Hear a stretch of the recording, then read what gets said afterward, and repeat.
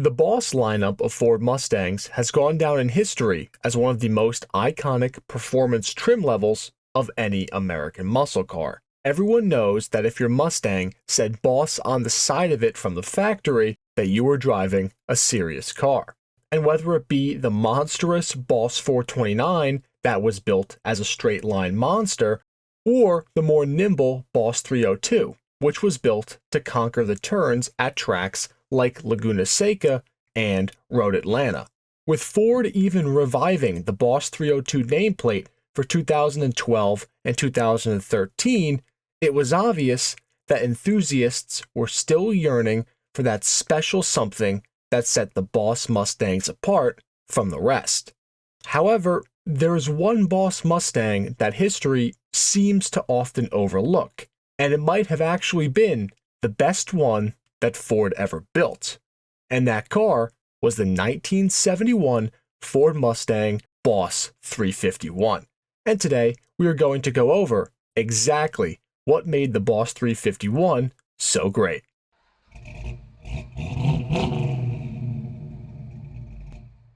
The 1971 Mustang by itself is already a fairly controversial car, let alone the Boss, mainly because of the body style change that the Mustang went through from 1971 to 1973. In these years, the Mustang, which started out as a compact yet sporty pony car, ballooned in size. After a few years of production and American buyers looking for more space when it came to their vehicles, or so Ford thought, Ford dramatically increased the size of this new generation of Mustangs to accommodate a larger and slightly more luxurious interior, and albeit a new 429 engine option for these Mustangs. But to put the size of these new cars in perspective, compared to the original 1965 Ford Mustang, these new big body Mustangs were around 8 inches longer in overall length and a full 6 inches wider.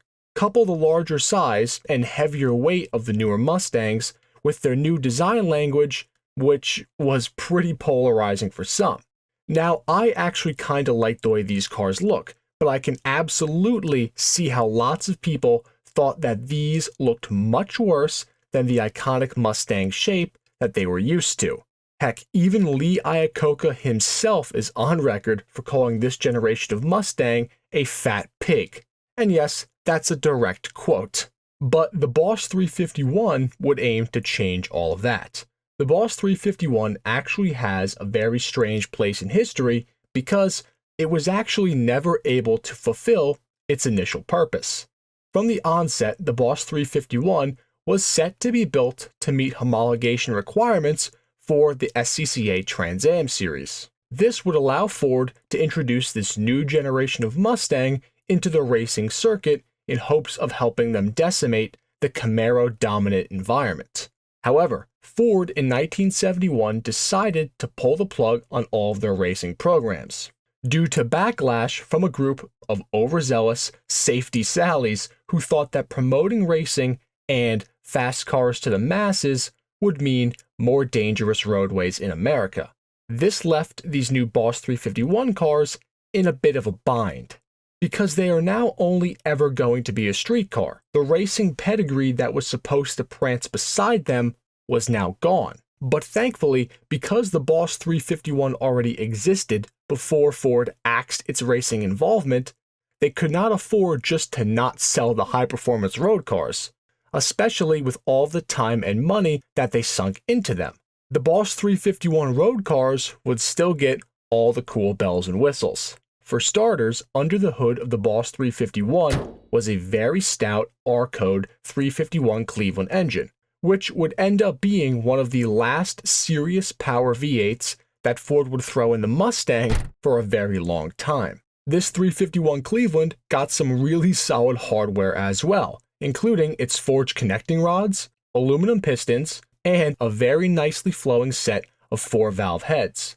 The Boss 351s even got their own unique Autolite carburetor named Model 4300D, which was a 750 CFM carburetor that was only made for this particular car. With solid lifters and an 11.7 to 1 compression ratio to boot, This 351 was anything but docile, producing 330 horsepower at 5,400 RPM and 370 foot-pounds of torque at 4,000 RPM, which, compared to the 429 Cobra Jet, which was available in the same year Mach 1, the Boss 351 only had about 40 horsepower less than the significantly larger 429 did. But where the 429 Mach 1s were more focused on maximum power, the Boss 351 was focused on providing the most balanced performance Mustang available, complete with a 4-speed manual transmission and a 391 geared true track rear. The Boss was designed to be driven hard. 0 to 60 would happen in approximately 6.3 seconds, and a quarter-mile time between 13.8 and around 14 seconds, which for 1971 was pretty quick considering new car speeds at the time.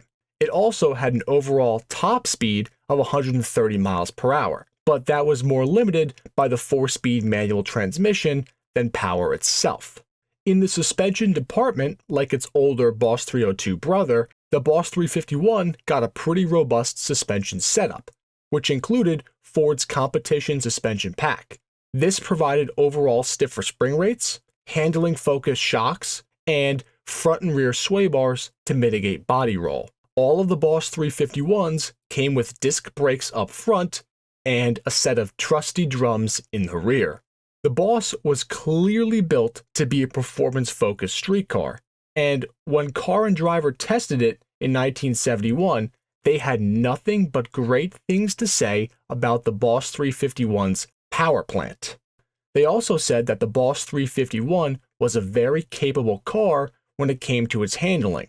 And so far, everything that I've said about the Boss 351 has been in pretty high praise of the car, which it deserves. However, there were two key areas where the Boss 351 fell short that have slightly dented its legacy. The first of those things being interior visibility. Now, the interior itself, honestly, in my opinion, is super boring and bland when it comes to the design of this one compared to some of the earlier Mustangs. But I understand that they wanted more creature comforts and things of that nature. But the rear visibility out of the large sloped fastback glass on these Boss 351s was just awful. There are actually Lamborghinis that have better rear visibility than these cars did. And every single fastback Mustang from 1971 to 1973 had this exact same problem. Overall visibility and driver ergonomics were absolutely not a strong suit for these cars, and pretty much everybody agreed on that without any debate. The other issue with the Boss 351 goes back to its SCCA Trans Am series hopes. The Boss 351, from a suspension standpoint, was pretty stiff, which is likely what the engineers were going for to try and build a car that would be a direct offshoot of a race car. But without the race car ever coming to fruition, owners were still left with a ride quality that was not good for a street car. Sure, it was bearable, but it certainly was not what anybody would call ideal. However, even with those two things working against the Boss 351, it has still gone down in history decades later for those who know about it as the forgotten Boss Mustang. And no one questions that this car has the true pedigree to be one, even with it not technically being related to a competition car. The Boss 351 is a must-have car for the Mustang enthusiast who wants everything, but also for the guy who grew up around this generation of Mustang in specific and wants one that is truly something special. So while this generation of Mustang may not be the most popular or the best looking, that doesn't make them, or the Boss 351 in specific, any less special. Especially considering that today, Hagerty values the Boss 351s at $64,000 in good condition, and extremely low mileage unrestored examples trade well into the six-figure range. And that is the story of Ford's forgotten boss, 1971 Boss 351 Mustang. If you enjoyed this video, we would greatly appreciate it if you could drop a like and also share this video with other enthusiasts. Also, please make sure that you are subscribed to the Rare Cars YouTube channel and smash that notification bell for more documentary style videos just like this on the world's most interesting cars. Until next time, enthusiasts.